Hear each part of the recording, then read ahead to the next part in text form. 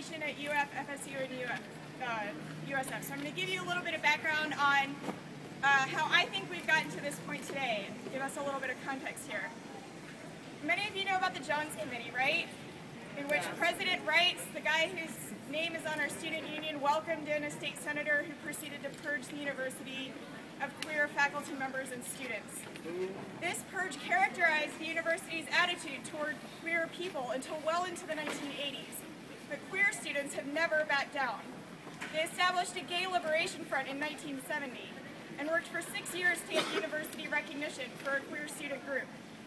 Between the Johns Committee and now, the university community has often shown hostility towards queer people, but the queer students have not backed down.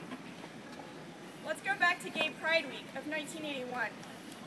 A group of 6 members of the Kappa Alpha fraternity set up a table in the Plaza of the Americas and asked passersby to sign a petition, quote, calling for the execution of homosexuals. In addition, they held signs reading, "Homosexuals need bullets, not acceptance. Students for the public execution of queers. Eat shit and die faggots."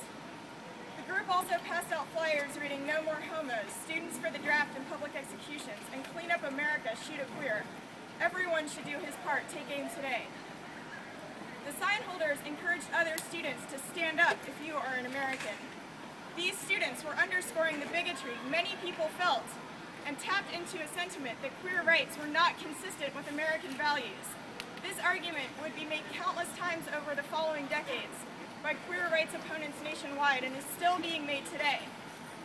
Other incidents happened on this campus over the next 31 years, involving fraternities expressing delight in vulgar ways when a queer student group lost its office space, signs for queer events being torn down, a bisexual man's door being axed in by a hostile doorman, state legislators trying to shut down gay groups on state university campuses, and onslaughts from a public that would prefer that queer people stay quiet. Just last fall, the university told us that we could not print t-shirts that say "Queer, Fine by UF," because the university did not want to look like it was endorsing queer students, an argument harkening back to the 1980s. The university still has Chick-fil-A franchises on this campus, and a student union named after a homophobic segregationist. I have had my safe space and queer pride signs pulled off my office door more times than I can count. But students keep working for office space, hanging signs, forming groups, going to court, and printing t-shirts.